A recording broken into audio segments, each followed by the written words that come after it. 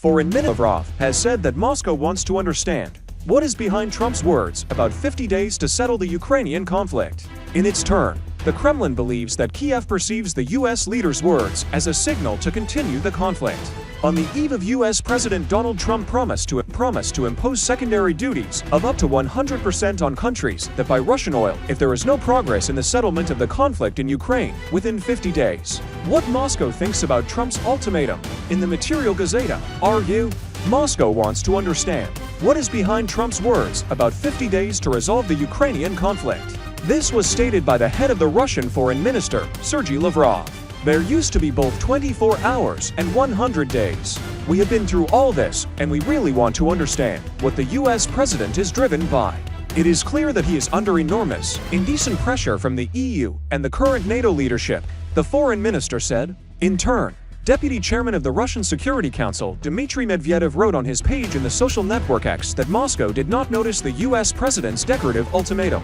The Kremlin said that Moscow needs time to analyze what was said in Washington, as Trump's promises to hand over to NATO the issue of arms supply to Ukraine are very serious. If and when Vladimir Putin deems it necessary, he will definitely comment on Trump's words. Russian presidential spokesman Dmitry Peskov said, "It seems that such decisions, which are made both in Washington, in NATO countries, and directly in Brussels, are perceived by the Ukrainian side not as a signal for peace, but as a signal for the continuation of war," he said. On Monday, during a meeting with NATO Secretary General Mark Rutte, U.S. President Donald Trump announced the imposition of secondary duties of up to 100% on countries that buy Russian oil if there is no progress in resolving the conflict in Ukraine within 50 days. Trump also announced the transfer of 17 Patriot air defense systems funded by European allies to Ukraine for deployment in Europe.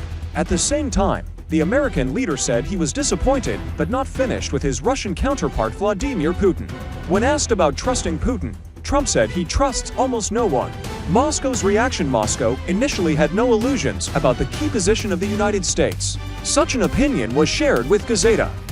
By Rodion Miroshnik, ambassador at large for the crimes of the Kiev regime, a member of the working group at the Minsk talks. In Russia, they accept reality as it is and closely follow the actions, not the words of various political leaders, including Trump's words. The arrival of American emissaries on Ukrainian territory has not gone unnoticed in Moscow, the ambassador said. Miroshnik concluded that the actions taken by Trump do not really lead to a peaceful settlement because it is impossible to achieve anything from Russia by pressure.